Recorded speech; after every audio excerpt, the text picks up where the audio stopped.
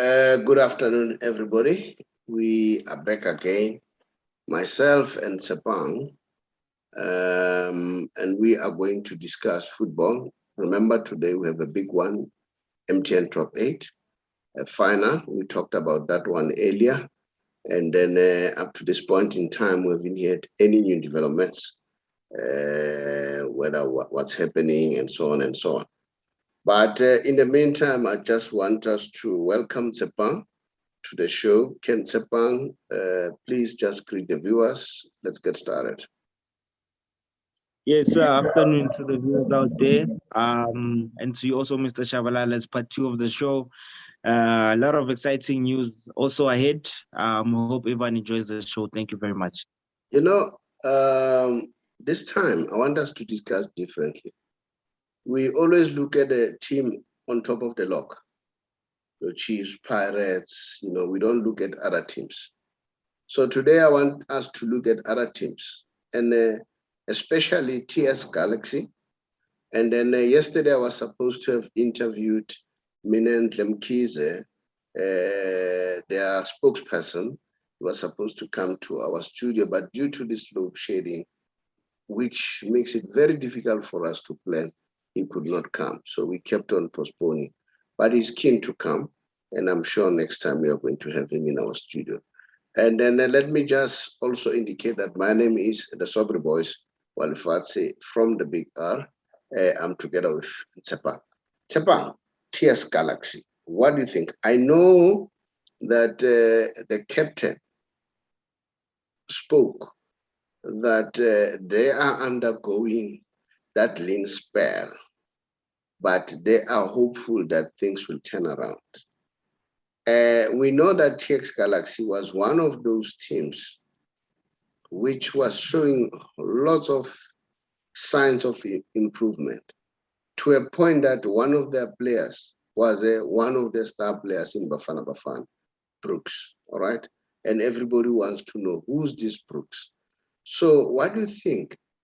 You, as a person who's staying there, as a journalist, as an analyst, what do you think? What do you think? What do you think what went wrong? But we'll talk to Minante, we'll hear, he will tell us what do they think. What do you think, you as a Sepa, what do you think where the problem is? Yeah, first things first. Um, as the club had a vision, the club's vision, as a whole, the beginning of the season, and now things are just upside down. Even with the coach being, sacked, and now it affects the whole squad as a whole, and even certain individuals. So I feel like the club can't even carry out its own vision, and the players as well, they also affected. And TS Galaxy is a very good team. They've got a very good squad and a lot of youngsters. I mean, the captain is just 22 years old, 23 years old, if I'm not mistaken. Um, and going forward as well, a lot of experienced players that they have. It's a team that, I mean, it caused an upset in a couple of years ago when they're playing against Kaizer Chiefs, and immediately after that, the season after, they came in the DSCB Premiership, and they've been doing well. So, I don't know. As a whole, in general, I think that the club is just undergoing maybe a certain crisis that has come forth also in regarding to the club and the players as well. So morale of the team in general, I think it's a bit down. Maybe they just need someone, that leader, someone that can actually take them forward and show them the right direction and just uplift everyone's spirits, within the team, the camp, and the club as a whole. So I think that's just all they need, just a bit of a wake up call, something that can bring the club up again. Okay. But you know what? I think it's just a lean spell. They'll turn things around. So let us pass. Let's talk about Stellenbosch. Stellenbosch. Whoever thought that Stellenbosch will be number 2 today? Steve Barker is doing a very good job. He has been there for a while. What do you think? Don't you think that keeping a coach for much longer brings some stability and brings some understanding between the coach and the players and all the people involved in the team. Remember, Steve Barker has been with Stellenbosch ever since inception 3 years ago. He has been there. Don't you think that that can also be attributed to the fact that keeping one man, people will get used to him and understand his philosophy? I don't know. That's me, and then I don't know, probably you see it differently. What's your take? Yes, Steve Parker is one coach who believes in youngsters. We should look at the generation that he has produced over the past 3 years of Yeah. youngsters, and the consistency of that. So I think that has helped him and the club to be where they are right now in terms of the building phase. I think he has mastered it, and even we can even look at the age group of Mm, Stellenbosch. mm, There's a lot of youngsters within the team, a lot of youngsters within the team, and mm, they've got a coach who believes in youngsters. So it makes things easier when, in terms of building a team, building a squad going forward in many years, and even the club as well, who believes in the coach for keeping him that long. And look where they are right now. mm. That hard work, that success that the coach has built over the years, it's truly now and starting to pay off. I mean, they've got one of the best youngsters also, one of the strikers, Dupree. I mean, it's they're actually building for the future. So they are really doing great at the moment, and they can also go pound for pound with any team in the DStv Premiership at the moment. I hear the coach said their philosophy is to build up and coming players. So that's part of their strategy. Now let's move on. There's no way we can end the week without talking about Man United. It's happening there. I hear so many things happening there. They said Alex Ferguson was there in the training ground. I think that was on Wednesday. And Alex Ferguson, apparently, he believes that Solskjaer has deviated from the plan because Solskjaer apparently agreed to the plan that used to be implemented by Alex Ferguson. I don't know. I don't know what to make out of that. And then I don't know whether the Glazers are still backing him up or they're still holding just to see who's going to replace him. We hear that Zinedine Zidane is not keen to go to Man United. Conte apparently is open for the job. He's open for negotiation, but apparently Conte, he wants a lot of money. So we don't know what's happening there. And then, well, there's issue of Ronaldo. There was issue that Ronaldo mocked Salah's goal. I don't know. So there's a whole lot happening in the Man United camp. Now let me ask this: do you think Alex Ferguson?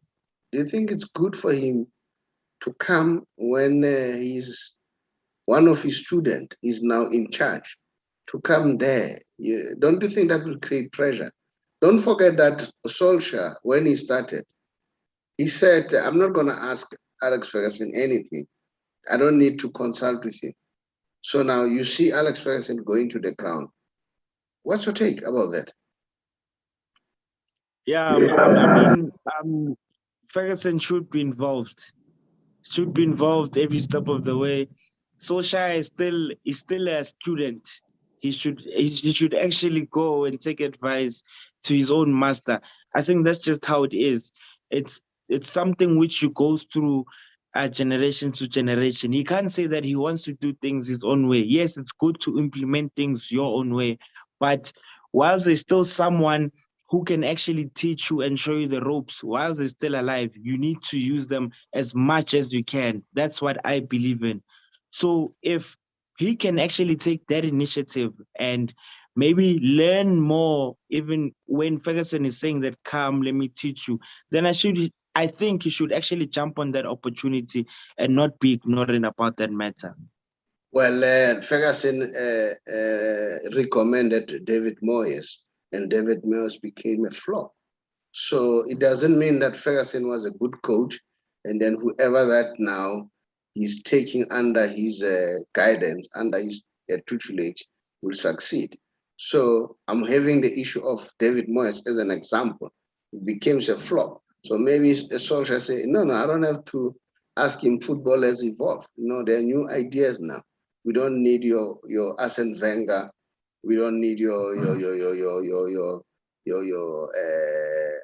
say Alex Ferguson coming and telling us what to do now. So I don't know. So probably there could be those things.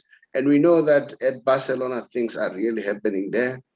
Koeman, finally, I'm happy that he's gone. I've been saying this ever since he arrived. You know, for me, Koeman, the only thing positive that he did is bringing Memphis Depay. Remember, I was against that. Memphis Depay has proven to be an excellent player. I don't know what's your take. Yeah, that's true. Memphis stats actually say a lot about him and prove a lot to people also that he was a good buyer within the team, you I know. think So he's been doing that's the great. only positive thing that Koeman brought. Mm.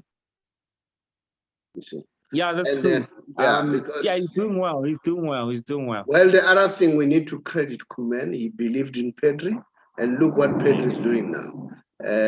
We need to credit him where he's due. But let me tell you, when it comes to the wings, especially the wing backs, it's a mess. It's a mess. It's a mess. Now we are told that Xavi may take over, and we are told that the real reason why Xavi did not want to come, there were so many speculation that he did not want to come under Bartomeu, and then now we are told that the real reason he did not feel it would be right for him to command Messi. Said, how am I going to command Messi? And this is what I thought about Cristiano Ronaldo and Solskjaer. And apparently, they say Xavi is thinking that when he comes, he's going to make sure that PK, Sergio Roberto, Jordi Alba, all of them, they are being moved away. He brings the new players. What's your take about that, if that's real true? Yeah, interesting enough, I had a conversation with someone earlier on this week. I mean, those four players that you just mentioned, yes, they are we could say the last people remaining within the old generation. But I think, yes, him saying that he would maybe move them away, but not necessarily saying that they should leave the club. I think these are players that you should actually build around the next generation on because they are still around. I mean, you can't completely change the whole squad, but especially Busquets also being there, that's the type of player that I feel like you should actually build a new generation on around He him, also you know. mentioned Busquets, that people like Busquets, they need to give way. He mentioned all those players. Remember, he played with them. You know what? To me, I understand. You played with them. How are you going to issue instruction to them? Are they going to listen to you? You know. And look at this one. How am I going to command Messi? You know. you know. Well, I don't know. I don't know. Well, that's it. And then PSG. I'm told that Messi's he was it. I don't know whether he played last night or what. I never had a chance to watch the game. And then Mbappe too. It was Mbappe had apparently problem with his headache and other things. And then, but I'll watch the replay and see what happened. And that's it. And then remember, there is Leicester City and Arsenal. What's your take there? What do you think? Yeah, with Arsenal is a different ball game now. These youngsters are starting to come to the party. Honestly, yeah, they seem a bit hungry during the past couple of games, you know, and yeah, they're looking good. Mikel Arteta's squad looks good, but Leicester now also is on form. Leicester City is on form also. They're playing very beautiful, good football. Um, yeah, it's going to be an end-to-end game. I know definitely a lot of goals within that match. That's that's what I can say. That's what I can say between Isn't these it two that teams. the Ateta story is another case study that shows that if you keep one coach and stick with that coach, it will come to a point whereby the team will stabilize. Yeah, I mean, remember he learned from the best. He was learning when it comes to Pep Guardiola. He has always been a student. He has always been a student, And even Arsene Wenger once said that there's a lot that Arteta will contribute in football besides playing, but also in the coaching world whilst he was still playing for Arsenal. So surrounding yourself with those kind of people, allowing yourself to learn, and look what's happening right now. Everything starting to unfold. We can see his potential right now. So I think there is a matter of patience and him learning. It's actually starting to show now. The results are starting to show. What about Tottenham Hotspurs and Man United? It's going to be humbling. Well, I hope Man United will come back after that trubbing. That was terrible. And remember, Solskjaer said he's going to lead the team. And Solskjaer he seems determined. They're playing this afternoon. It seems determined that they're going to do well. So what's your take? What do you think? But honestly, it's Man United's game to lose. Everyone and anyone can actually testify to that. Mm. Tottenham, they coach Nuno. I don't think he's really equipped for the Tottenham position. Um, Even him himself, the squad rotation in terms of players, he can't manage them. I don't think he is the right coach to actually carry Tottenham to where it's supposed to be. So it's Man United's game to lose. Personally, they've got everything. They've got Mm. no excuse or Mm. anything. It's basically up to them personally. Mm. Mm. So it's menu to lose it. Yeah. Now, the big news, Insigne. Insigne playing for Napoli. He may be a free agent soon. And I don't know what's going to happen to Napoli because he's the engine of Napoli. And I'm told that a number of teams are looking for him, including Liverpool. Liverpool are thinking of adding Insigne as one of the players to be added in their squad. Moreover, if he's going to be a free agent. So what's your take about that, Insigne? Yeah, that's one of the most underrated players in the world, and quality player, quality individual. What I'm worried about is age. Yes, age is playing a factor, but any team, you could actually fit in any team. But with such players, I'm worried about if they go to other big clubs, Mm. apart from where they've actually grown and then now they are experiencing or trying to experiment a new culture or a new team. I get worried if they would be able to gel in and actually produce the kind of form that they actually possess. Mm. That's one thing that I'm actually worried about. That Mm. is it Mm. just only made for the Italian league or Mm. other leagues? Mm. So that's Mm. just one thing that I'm very skeptical about and worried Mm. about. Mm. Yeah. Mm.